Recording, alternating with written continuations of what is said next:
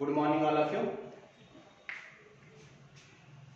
कल आप लोग के लिए एक वीडियो बनाया गया था और प्लेन ज्योमेट्री से रिलेटेड ये आपका टॉपिक है समबाहुभुज। ठीक है, तो कल आपको बता दिया गया था कि किस पे अप्लाई करना है इसको और किस प्रकार से इसमें क्वेश्चन बनेंगे, और इसके लिए 4 फार्मूला आपको बताया गया था। अगर आपको 4 फार्मूला याद हो गया होगा तो आज इस पे सवाल देखते हैं, आसानी के साथ सवाल लग जाएगा। फार्मूला अगर आपका तैयार है तो हो जाएगा। ठीक है, लेकिन कुछ टॉपिक ऐसा होता है जिसको हमको फार्मूले की जरूरत होती है। ठीक है, फिलहाल तो जितने भी क्वेश्चन अभी हम लगवाएंगे तो बिना फार्मूले के भी लगाया जा सकता है। अगर आपके पास ऑप्शन होगा एग्जाम में, अगर आप लगाओगे तो ऑप्शन से भी उसको कर सकते हैं। ठीक है, बिना फार्मूले के भी लगाया जा सकता है। कुछ ट्रिक होगा वो आपको बता देंगे, और बिना फार्मूले के भी आप लगा सकते हो, लेकिन फार्मूला थोड़ा सा याद होना चाहिए, तभी आप ट्रिक तभी समझ पाओगे। जब तक फार्मूला आपको नहीं पता होगा ट्रिक आप नहीं समझ पाओगे। ठीक है, तो चलिए सबसे पहले देखते हैं कि किस पे हमको अप्लाई करना है। जो फार्मूले चारों बताए गए थे वो कहाँ अप्लाई होगा, देखते हैं।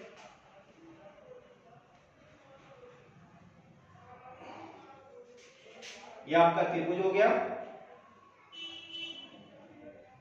ये आपका चतुर्भुज हो गया,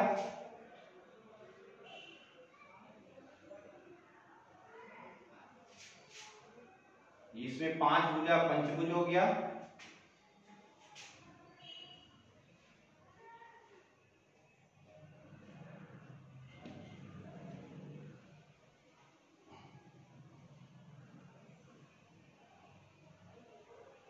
और ये षष्ठभुज हो गया। ठीक है, इसमें 6 भुजा है। ठीक है, अभी फिलहाल 4 फिगर बना रहे हैं। इसमें आपका 6 भुजा हो गया, 7 भुजा हो गया, 8 भुजा हो गया, 10 भुजा हो गया, 12 भुजा हो गया, 15 भुजा हो गया, 20 भुजा हो गया। जितनी भी भुजा आपको बता दे, अब उस पे जितना भी क्वेश्चन बनेगा आसानी के साथ बन जाएगा। ठीक है, क्वेश्चन क्या क्या बनेगा इसको समझ लीजिए। ये आपका त्रिभुज है, तो त्रिभुज में कितनी भुजाएं होती है? 3 भुजाएं होती है। ठीक है, तो त्रिभुज में 3 भुजा होगा तो कितना होगा? 3 कोण भी होगा, और चतुर्भुज में 4 भुजा होगा तो 4 कोण भी होगा, और इसमें कितना 5 भुजा है तो कितना होगा? 5 कोण होगा, और इसमें 6 भुजा है तो कितना कोण होगा? 6 कोण होगा। ठीक है, अब ध्यान दीजिए जरा, क्वेश्चन कैसे बनेगा। यहाँ पे तो आपसे पूछा जाएगा कि अगर किसी बाहुभुज की भुजाओं की संख्या अगर 3 है तो उसके आंतरिक कोणों का योग जो होगा वो कितना होगा। तो बच्चे आसानी के साथ बता सकते, जो कंपटीशन की तैयारी कर रहे हैं वो तो 3 भुजा आसानी के साथ बता सकते हैं कि त्रिभुज के तीनों कोणों का योग जो होता है वो कितना होता है? 180 होता है। तो यहाँ पे आसानी के साथ बता सकते हैं कि अगर 3 भुजा है तो उससे आपका त्रिभुज बनेगा, और त्रिभुज के तीनों कोणों का जो योग बनेगा वो 180 बनेगा। तो यहाँ पे तो आपका हो जाएगा। यहाँ चतुर्भुज भी आपको आसानी के साथ पता होता है कि अगर 4 भुजा है तो उसके चारों कोणों का जो योग होता है वो कितना होता है? वो आपका 360 होता है। ठीक है, ऐसे पंचभुज के लिए ऐसे 6 भुज है, इसके बाद 7 भुजा या 8 भुजा या 9 भुजा, तो उसका आंतरिक कोण कैसे होगा? तो जनरली बच्चे क्या होता है, 1 2 तो इनको पता ही होता है, 3 भुजा वाला पता होता है, 4 वाला होता है, 5 के बाद दिक्कत होती है, 6 के बाद और दिक्कत होता है। तो उसी के लिए जो कल आपको बताया गया था, फर्स्ट वीडियो में जो बताया गया था वो फार्मूला ही बताया गया था कि अगर 7 भुजा या 8 भुजा है। एक बात ध्यान देना, यहाँ पे जो लिखा हुआ है ये सम लिखा हुआ है, यानी भुजा जो होगी सम होगी, यानी सारी भुजाएं समान होगी। सारी भुजा अगर समान होगा तभी आपका सभी कोण भी क्या होगा? समान होगा। तो चलिए अब देखते हैं कि अगर आपको क्वेश्चन दे दिया जाए कि अगर भुजा की संख्या 6 है तो उसका आंतरिक कोण का योग जो बनेगा वो कितना बनेगा। ठीक है, 5 भुजा है तो उसका आंतरिक कोण का योग कितना बनेगा, 8 भुजा है तो उसका आंतरिक कोण का योग कितना बनेगा। तो पहला जो फार्मूला आपको बताया गया तो उस फार्मूले पे लेकर चलते हैं आप लोग को। ठीक है, जो पहला फार्मूला आप लोग को बताया गया था कि आंतरिक कोण का योग जो होगा उसका फार्मूला आपको बताया गया था कि n-2 और गुणे कितना बताया गया था? 180 बताया गया था। ये आंतरिक कोण का योग, और यहाँ पे n का मतलब बताया गया था भुजाओं की संख्या। भुजाओं की संख्या आपको बताया गया था। अगर किसी भी भुजा, कोई भी भुजा, कितनी भी भुजा है, कोई भी फिगर है, उसमें आपका 8 भुजा या 10 भुजा है तो उसके आंतरिक कोणों का योग कितना होगा? जैसे इसका आंतरिक कोणों का जो योग होता है 180 होता है, और इसका 360 होता है। ठीक है, तो ऐसे इसका कितना बनेगा, इसका कितना बनेगा? क्योंकि इसमें 5 भुजा है, इसमें 6 भुजा है, अगले इसमें 7 हो सकता है, 8 हो सकता है, 10 हो सकता है, 12 हो सकता है। तो उसका आंतरिक कोणों का जो योग बनेगा वो कितना बनेगा, उसके लिए जो फार्मूला कल मैंने बताया था ये बताया था। और n का मतलब होता है भुजाओं की संख्या। अब देखिए जरा, अगर आपसे कोई कह देता है कि भुजाओं की संख्या, अगर यहाँ पे देखो इसको हम इरेज कर रहे हैं, और भुजाओं की संख्या अगर कोई आपसे बता देता है कि भुजा की संख्या, मान लीजिए कि जो भुजा है तो भुजा की संख्या अगर आपको दे दिया गया कि भुजा की संख्या जो है वो आप मान लीजिए कि 12 है, तो भुजा की संख्या अगर 12 है तो आंतरिक कोण का योग कितना बनेगा? तो आंतरिक कोण का फार्मूला आपको मैंने बता दिया कि आंतरिक कोण का फार्मूला ये होता है, और यहाँ पे n के स्थान पे आपको क्या रख देना है? 12 रख देना है। तो बताइए n के स्थान पे अगर 12 रखेंगे तो 12 माइनस 2 और गुणे कितना? 180 कर देंगे, तो 12 में से 2 जाएगा तो कितना बचेगा? 10, और 10 में से 10 को अगर हम गुणा करेंगे 180 से तो एक जीरो से बढ़ा दीजिए तो ये आपका हो जाएगा, इतना अंश निकल के आ जाएगा, ये योग आपका निकल जाएगा, आंतरिक कोणों का योग निकल के आ जाएगा। अगर भुजाओं की संख्या जिसमें 12 भुजा होगा उसके आंतरिक कोणों का जो योग बनेगा वो कितना बनेगा? ठीक है, वो आपका बन जाएगा कितना? 1800 बन जाएगा। ठीक है, अब देखिए दूसरा फार्मूला जो आपको बताया गया था वो आपको बताया गया था कि आपका आंतरिक कोण का मान कितना होगा। ठीक है, आंतरिक कोण का मान कितना होगा? जैसे यहाँ पे आपने देखा कि 12 भुजा का जो योग बनता है वो आपने अभी निकाला कि कितना होता है? 1800 अंश बनेगा। अब 1800 अंश बनेगा और इसके आंतरिक कोण का अगर मान निकालना होगा, एक एक का निकालना हो ना, तो एक एक का अगर निकालना होगा तो प्रत्येक कोण का मान, आंतरिक कोण का मान कितना होगा? तो 12 भुजा है तो इसको हम लोग क्या करेंगे? 12 से डिवाइड कर देंगे, तो 12 से अगर हम लोग डिवाइड करेंगे तो 12 एक 12 हो जाएगा, और यहाँ पे 6 बचा तो 12 पंचे 60 हो जाएगा। ठीक है, यानी कि 150 हो गया। अब बताइए जरा, अगर किसी भुजाओं की संख्या अगर 12 है तो उसके आंतरिक कोणों का योग जो होगा वो कितना होगा? 1800 होगा, और उसके आंतरिक कोण का मान यानी प्रत्येक का मान, क्योंकि 12 भुजा होगा तो 12 कोण होगा, तो जब 12 कोण होगा तो 12 कोण बराबर भी होंगे, तो प्रत्येक कोण का मान कितना होगा? तो प्रत्येक कोण का मान कितना होगा? 150 होगा। अब देखिए ध्यान रखिए जरा, तीसरा जो फार्मूला आपको बताया गया था कि आपको बताया गया था कि बाह्य कोण अगर आपको निकालना हो, ठीक है, अगर आपको बाह्य कोण निकालना, तो बाह्य कोण के लिए मैंने बताया था अगर आंतरिक कोण का मान पता हो तो बाह्य कोण का मान आसानी के साथ निकाल सकते हो।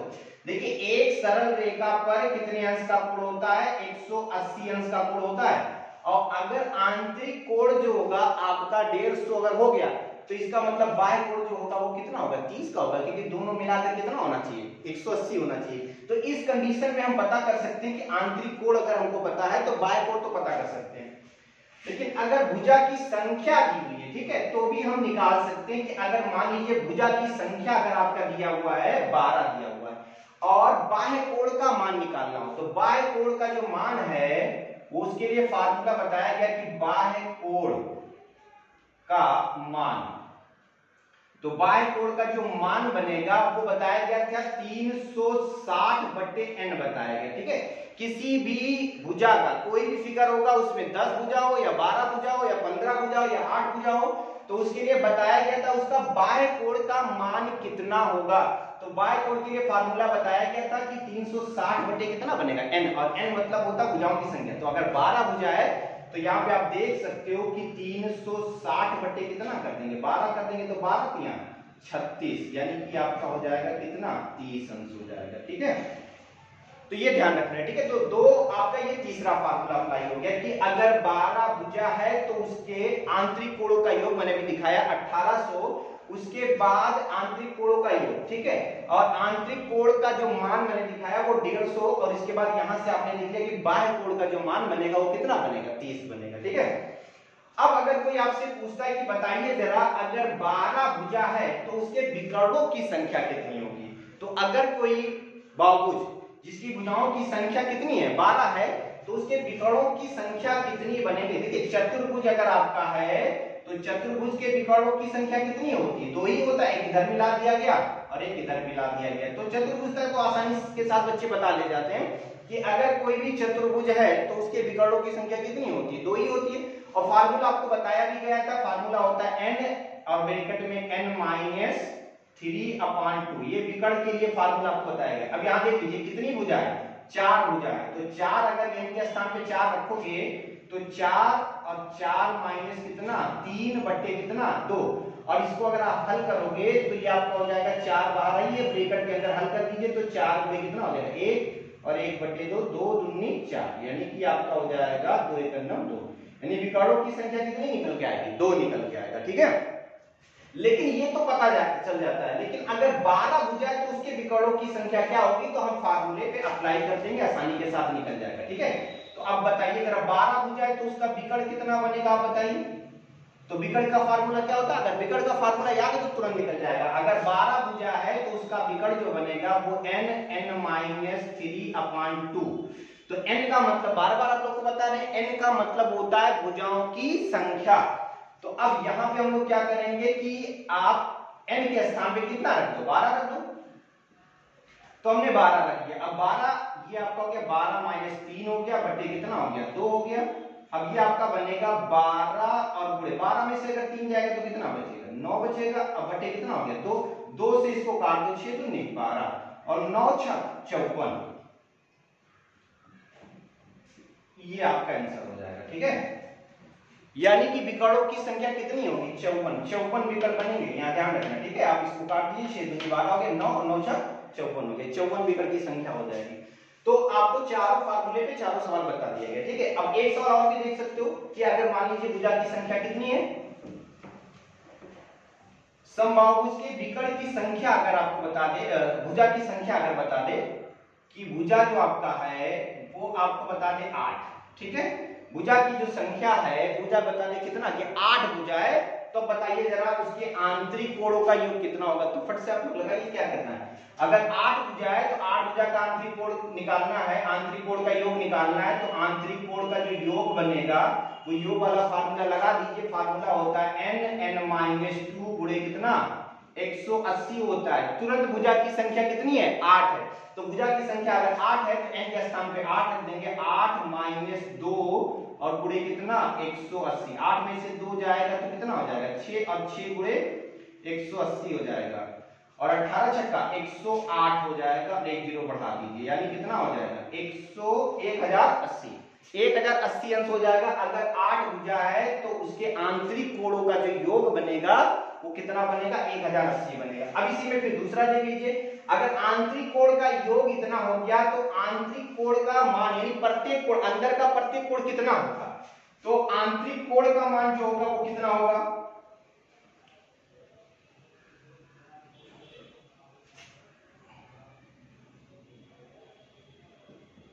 तो आंतरिक कोण का मान बताइए आप लोग। आंतरिक कोण का मान क्या होता है, जो योग बनेगा उसको हम क्या कर देंगे, बटे n कर देंगे।